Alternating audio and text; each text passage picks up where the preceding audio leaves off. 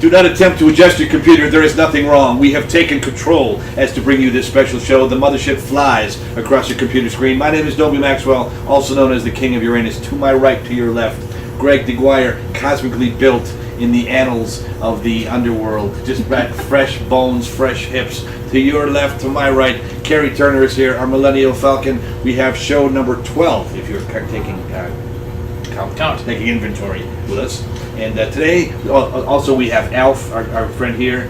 This is Al, our alien pal, Tribbles. So if you have any mascots that you would like to send into the show, we can't tell you where the cosmic compound is.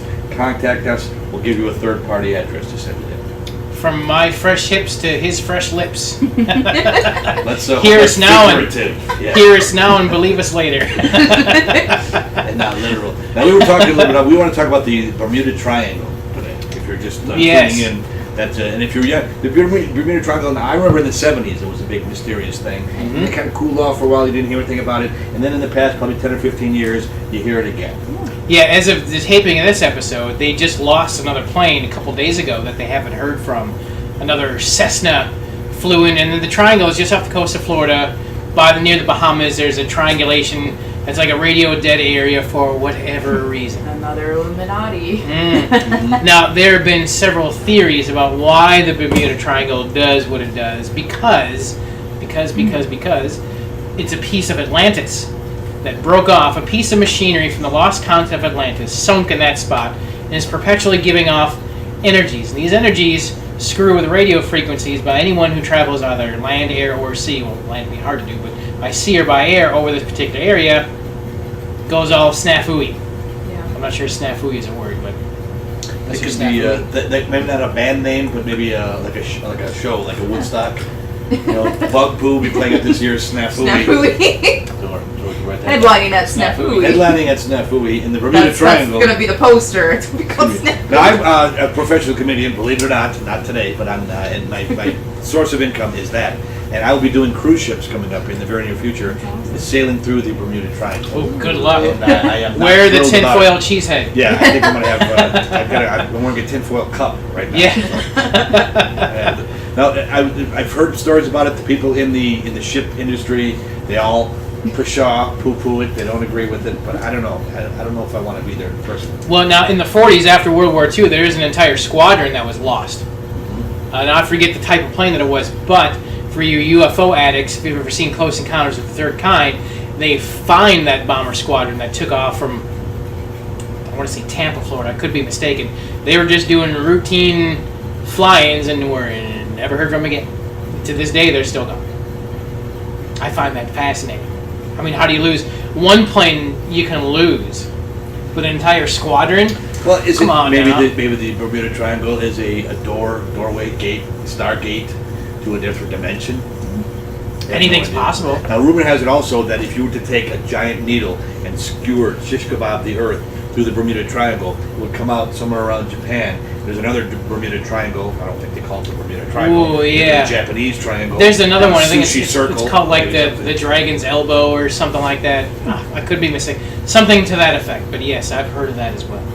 Yeah, why that is, I don't know. Maybe it's a specific pull from the magnetic field. I don't know. I really don't know.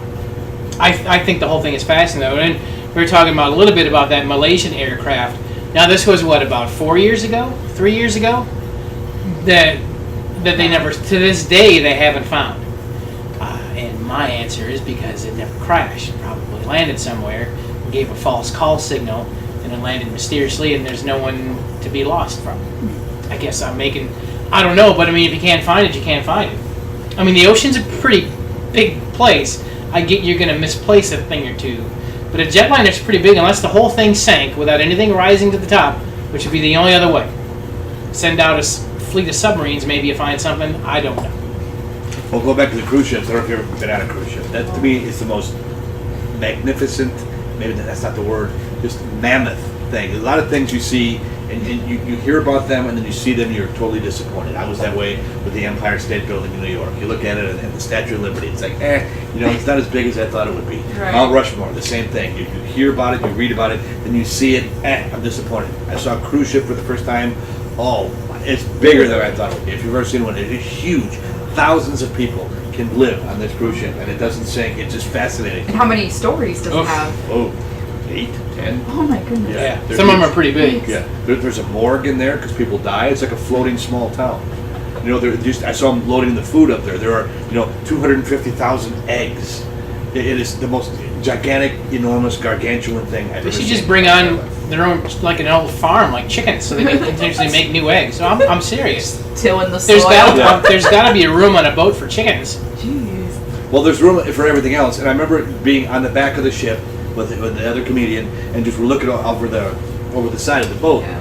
and you're tempted, should I jump? and you realize what they would never find you. No, that's out. That's the big out right And there. apparently some people have. I don't know if they're comedians, but there are people, and the rumor has it that every cruise line they lose a few people to Oh my suicide. goodness. I'll bet. And the people and the rules of the water say if someone jumps and it is found out, you have to stop the boat and turn it around. If you've seen these things, you can't just turn it around on a dime. It takes you got to turn. It takes a whole lot to come back and search for the person. And you can. How long can you tread water? You ever go to a lake and tread water? Yeah. Maybe a minute. And in an I ocean, can imagine the ocean. There's hungry things swimming in there, and you're trolling for them. Where did you guys sail like last time? It was in the Caribbean, and we were in the Ocho Rios, Bahamas, and Puerto Rico, and Cozumel, Mexico. There's a lot of Mayan ruins and pyramids and things like that down there. So I'd love to go see I'm going those. to be doing it again, and I'll try to go down and see those Mayan ruins. But it's just amazing to me how huge that whole thing is, and the ocean is gigantic. I'm thinking if a plane did crash there, I don't think you'd find it. It's Yeah, so I mean, part of me is not surprised that they'll never find anything off that Malaysian flight, but another part of me is like, maybe there's more to the story. I mean, that's always going to be the conspiracy part in me to think that maybe there's more to the Yeah. story. Maybe there isn't. Maybe it just sank, and that's going to be that. I mean, things do happen, but part of me is always going to wonder just a little bit. And I always bring it back. Everyone's going to groan. I always bring it back to September 11th with what happened in aviation history that day. A lot of bizarre things that never, ever, ever happened before all happened the same day. Did you hear that Michael Moore is making a documentary about Trump now? In the same way he made Fahrenheit 9/11, it's going to be Really? Fahrenheit 11/9. Jesus. So If you haven't seen Fahrenheit 9/11, I don't know, Michael Moore is a total love-hate. I get it. However, in that particular movie, I think in all of his movies, he makes a couple fair points. It doesn't make him right, but I think he makes a couple fair points. And I never really was into the whole conspiracy with the September 11th until I saw that movie. Then you get to thinking, well, maybe there is more to it. Maybe there isn't, but maybe there is. But it's specifically with the airplanes, I'm never going to let this go, is what hit the Pentagon. Now, just a few days ago, as we're taping this, a plane crashed in New York. You've seen the footage. It was a little like a private jet, like a little 5-seater private jet. The name of the plane's escaped me, but on camera, there's like 3 seconds of footage, and you see the plane comes in upside down and hits a parking lot. Thinking, well, 3 seconds of footage. Well, that's how much we got from the Pentagon, and that was a 757. Didn't see a damn thing. Here's some parking lot camera that's a piece of crap, caught the whole thing. It's like, wow, there's plane, there's the kaboom. We didn't even get that at the Pentagon. right. The most highly secured building in the entire world. Didn't even see an airplane. Some parking lot camera on a streetlight found the whole thing. Look, caught the whole thing. Did you say there were missing frames from the Pentagon camera, or was it? All we got were 3 frames. Not one airplane was ever seen in those 3 frames. I know. I'm just saying there's a lot of oddities. So every time I see plane footage of a wreckage, not that I want to, but every time I see it nowadays, I was thinking, well, how come that caught it, but it's September 11th and nobody caught shit? Doesn't make any sense. Especially when crash landed in Pennsylvania. There was another jet for a while I was rehabbing. I had the Smithsonian Channel, was free on the TV for a while. So I got hooked on watching a show called Air Disasters. Fascinating. But yet again, all these airliners going 700 miles an hour, hitting the side of a mountain, wreckage plenty, there's crap everywhere. But yet in Pennsylvania, plane hits at 700 miles an hour, nose down, they never found a thing. Not one thing. Not one seat, not one piece of luggage. Not the black box. Not the black box, not the engine, everything. They say evaporated. Not the complimentary penis. All gone. Bodies, all gone. But it doesn't make any All the bodies gone. doesn't make any sense. And I'm sorry. And every time we talk about So air that's 2 out of the disasters, 3. I will never let that go. So that's the one in, was it Shanksville, Pennsylvania? Shanksville, Pennsylvania. And then you see the Pentagon. Yep, those two are mysteries to me. Clearly, 2 planes hit the Trade Center towers. Not arguable. I get it. We all saw. Did they find bodies? Not as much, because there was a lot of burning rubble inside all that. Now, afterwards, it was always said that they'd found passports of the Saudis amongst the wreckage. Oh, well, here, look at amongst all the pile of burning steel. Wait a minute now. Look at, wait. No, it's funny. Here's a passport of some feller. That come out clean as a whistle. Black box of the plane, gone. What? I know. They're valid. No, I know. I'm sorry. It just I don't some think you have to things be will sorry. never add I mean, up. you look at just from a logical point of view. It Doesn't make I've sense. said this before. My cousin is a union carpenter. I happened to see him for dinner today. We weren't talking about that, but he is a no BSer. He'll look at something and say, "This is the right is right and wrong is nobody." And 3 minutes after the second plane hit, he called me up and said, "This is an inside job. There is no way that a building would fall that way. If you're going to plan demolition," he said, "It's built with steel girders. It's not going to come It's down not that supposed- way. it's never designed to It fall will that snap way." over if it's going to." Was he in New York or was? No, he wasn't in New York. Oh. Everybody watched on TV. Yeah. Well, you were, how old were you? 4. Well, you were watching Romper Room or something. Oh my goodness. Sesame Street, too. I think that's how it went. I remember, and these are probably still images from what my mom told me, but we used to watch, kid television shows in the living room on the big TV. That morning we got put in the other room with the small TV because my mom really wanted to see what was going on. Oh, yeah. But you had to know something was going wrong. Oh, Something yeah. was wrong, I mean, she was crying hysterically. Sure. I mean, I know we talk about this topic often, but it was such a, what's the term now that he was game changer of an event. And this I mean, is it a was so conspiracy huge. theory show, so you shouldn't have to apologize at all. No, it I kinda, know, it but- kind of makes this, and I think you try to be objective and look at it, and I remember seeing the whole thing, there's something really wrong with this. I mean, okay, not to want to think like a terrorist, but if you want to kill somebody, and I'm not saying you do, but wouldn't you take like a stadium? It's September. There was baseball, there was football. There were lots of other things. There's lots of things that could have done. Or, okay, you're going to do the shock and awe method. You got the World Trade Center, and you got the Pentagon, and you got the other one. Now start randomly going to someplace. Start in Wyoming, boom. Then we don't. Yeah, a place you would never consider. Yeah. It seems too fishy to me. I know. And then it just stops. And again, I keep bringing it down to every time I see an air disaster or an air collision or an air crash, I always bring it back to September 11th and say, well, now that survived this one. What made that time so special that they didn't find a damn thing? It doesn't make any, I know I keep apologizing, I'll stop apologizing. It doesn't make any sense. Just doesn't make any sense. And they wouldn't let anybody, investigate it with private investigators, just a government thing. No, in fact, all the debris from the World Trade Center was put on barges and shipped to other countries to use as scrap metal. They couldn't even investigate the remains of the building. Yeah, that's not even around anymore. The mayor put it all on junk barges to haul it off site so they can search for bodies. So, well, what happened to the debris? Well, we shipped it to we shipped it to China because they're going to melt it down and reuse it for scrap iron. Well, you can't.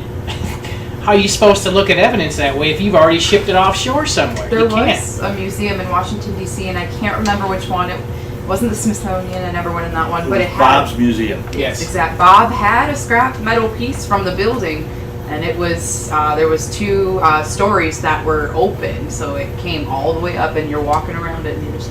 Well, I'm sure there was a lot of people that made off with a lot of little bits and trinkets, people who were there unpiling the rubble. I'm sure somebody got off with a bunch of stuff. I get that part. But for the most part, just the way the beams were cut, I mean, the whole thing just didn't make a lot of sense. So, I mean, I know we started off with Bermuda Triangle, ended up with, once again, it's September 11th. So what about Bigfoot? Let's just talk about everything common. Let's go back to episode 7. Episode 7. Exactly. This is Chupacabra. Bigfoot's little brother. Chupacorn and the Cabra. Little toe. Ooh, Chupacorn and the Cabra. I like it. I tagged you guys in that on Facebook. It's a good one. That's a good one. Yeah. That's the if you ever have a Mothership cafe, that'll be our specialty. I'll Yeah. make a lunch appetizer. menu poster Yeah. too. That would be good. Yeah, and our chocolate pudding is going to be called the Poo Chuckers.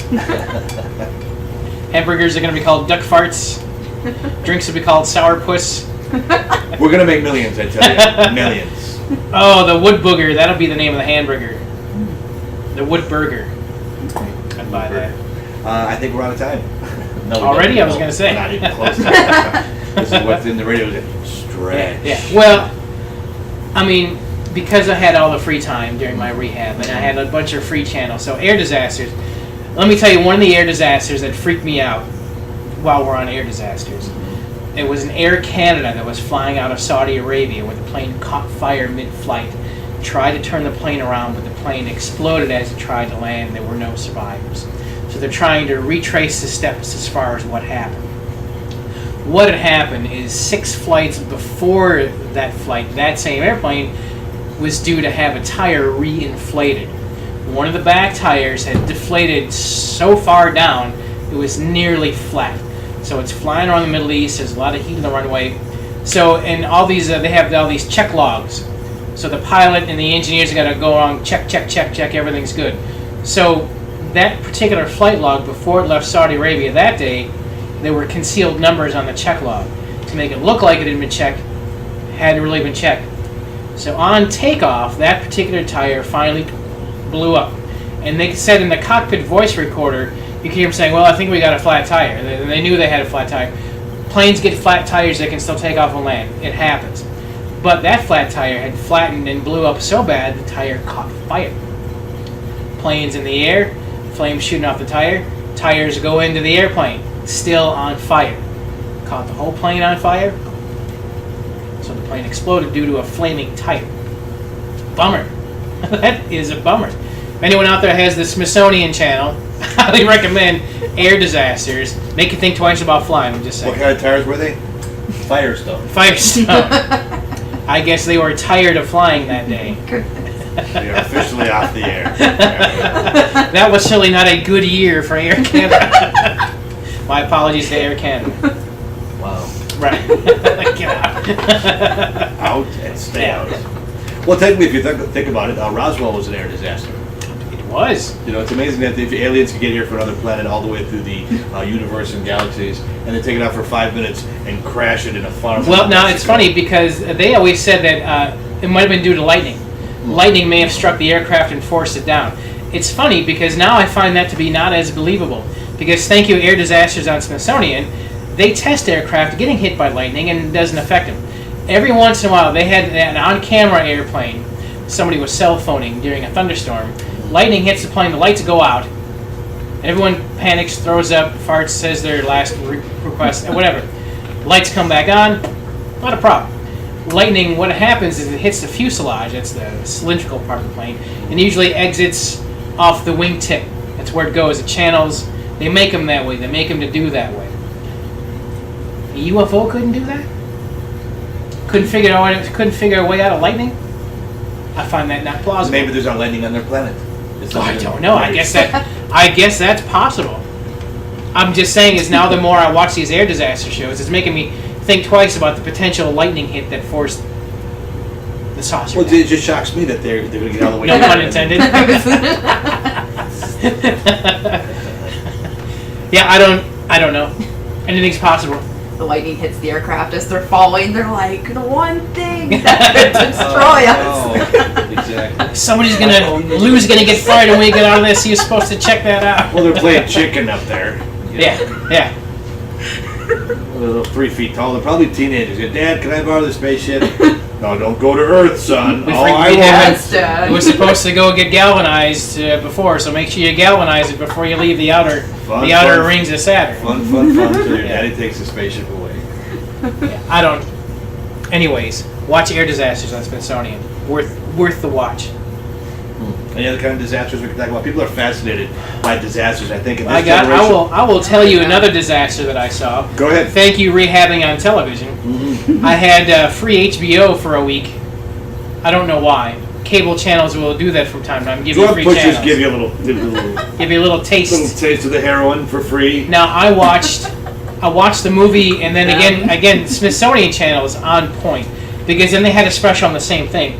It was a disaster in the Himalayas about the earthquake that hit. I want it was 06, 07, stranded everybody, I remember killed that. everybody. I watched the movie. Fascinating, absolutely fascinating disaster. What a bummer. I mean, I can't imagine going all that way. In the Himalayas? In the Himalayas. There was an earthquake, and then the one about the movie was about a storm, a really bad storm that hit. There's a guy from Texas. I'm trying to think of the feller's name. Willie Nelson. It wasn't Willie Nelson, but the name of the actor who played the guy from Texas. Anyways, this feller ended up losing his nose because he was caught out in the storm. His wife, they were very influential. His wife called the embassies of Nepal to get helicopters up into. I have that programmed in my cell phone. Yeah. Right, that's handy to have the ambassador for Nepal. So Voldemort and his wife. Yeah. What? So they arranged a helicopter to fly where no helicopter had gone before, to elevations that they didn't think a helicopter could fly, and they got him out of it, and he ended up losing his nose. He looks like Voldemort now. It's kind of creepy, yeah. Is that what you're going to say? I just said that. Looks like Voldemort. But I'm afraid of heights. But earthquakes happen up there frequently, and they have all these Sherpas that are on the side of the mountain. So you have to go through a glacier before you can get to the side of the mountain. So they have all these metal ladders spiked in the ice so you can move around. So the earthquake shifts these ladders off of there. So if you're up there when the earthquake hits, hope you packed a lunch. You're not coming back down. So there was the Smithsonian disaster was about the earthquake, and the movie was about the storm that hit, and both were just devastating to the area. Absolutely devastating. It was heartbreaking to watch. There was a video surfacing on Facebook, and it had to be Syria. It was one of those countries that have been getting bombed lately, and somehow they all knew a child was stuck in the rubble somewhere, and they knew exactly where it was, but they kept digging. It was like 3 feet of digging before they finally found like a limb, and everybody was trying to get this child out, and it was still alive under like 3 feet. Did they rename the child Barney Rubble? That's terrible. Oh man, come on. That's the second moment this episode. Have a heart. Cool world out there. Yeah, it is. We are riding shotgun. So I mean, even as far as disasters go, now we can maybe flip it a little bit as far as potential disasters. Is what's happening with Russia in our current political system. We change gears for a minute because I find this whole unfolding story to be fascinating. So the argument is that, and we're not trying to be a political show, but this is a conspiracy theory unfolding as we speak about trading secrets with Russians. Yeah. So Trump has a meeting with some foreign ambassador, and they secretly maybe talk about ISIS a little bit. And Trump says, well, it's my right. I can talk about anything I want to talk about. Is he right? Can he? Can he talk about whatever he wants to talk about? Does it matter? I think it does matter. Well, I would think so too. Yeah. Because apparently that secret about, and the secret was, ISIS is setting off bombs with personal laptops and handheld electronic devices. Apparently Russia maybe didn't know that, and maybe Trump didn't know that they didn't know that. So that's what was talked about, and everyone's flipping their gills about, well, now the Russians know that. All right, so part of me says this. So what? Doesn't that help our cause? The more they know, we can fight them together. But then the other part of me is like, maybe he shouldn't go flapping his mouth off to everyone. So, I mean, round table, go. What do you think? I think a lot of times, I grew up around professional wrestling, and it's if something is staged and planned, it's called a work. If it is real, it's called a shoot. So is that a shoot or is that a work?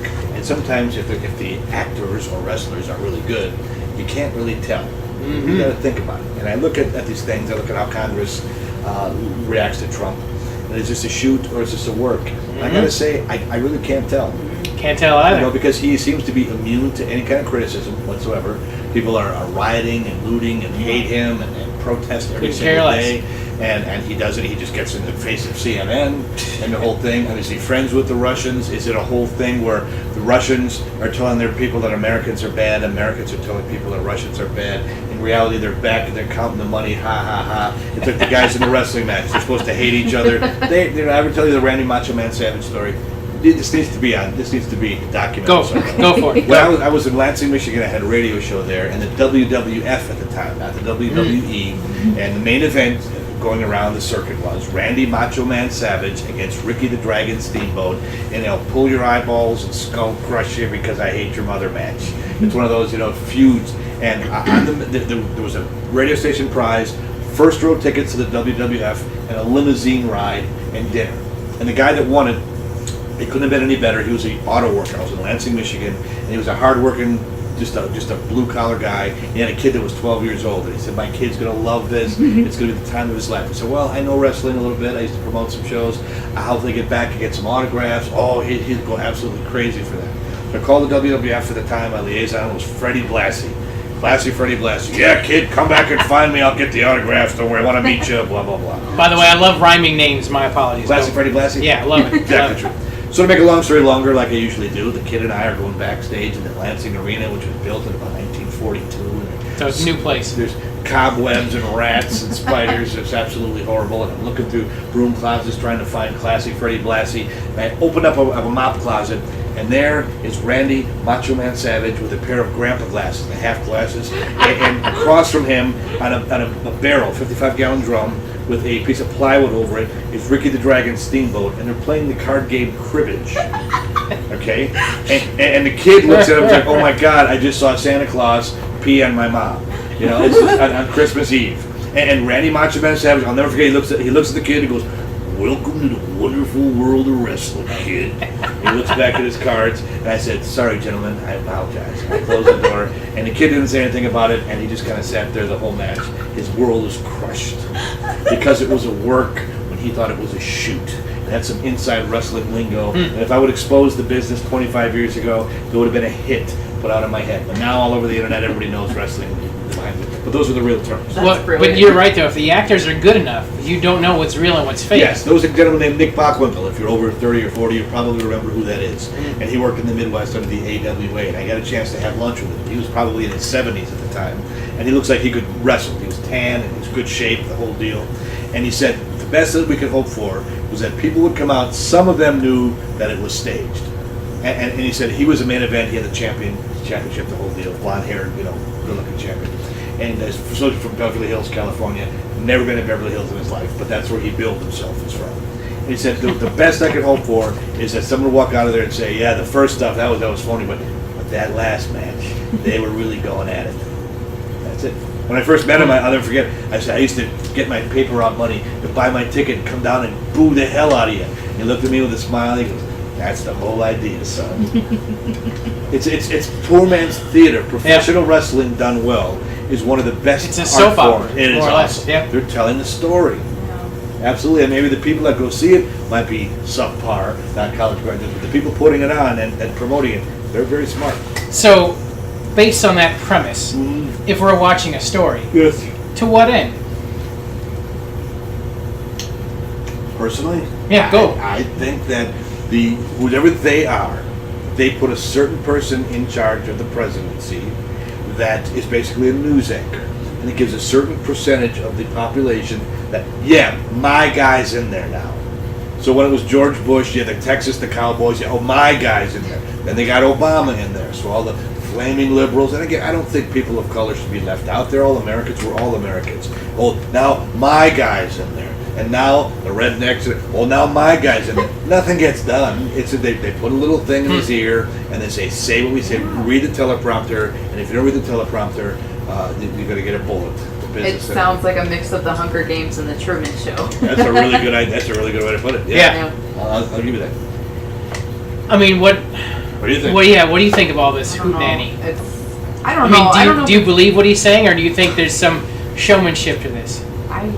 It's showmanship for sure. And personally, I don't want to believe all this. I think it's nonsense, and it's just, I don't know. I just want the truth. I think we all do, and it's never going to happen. No. Yeah, sadly. No. Yeah, it is sadly. I think the truth is that we can say is we don't know. Yeah. I don't know. What do you think? And you can say what you think. I don't know. I don't know either. It's tiring. Okay, let me ask you this.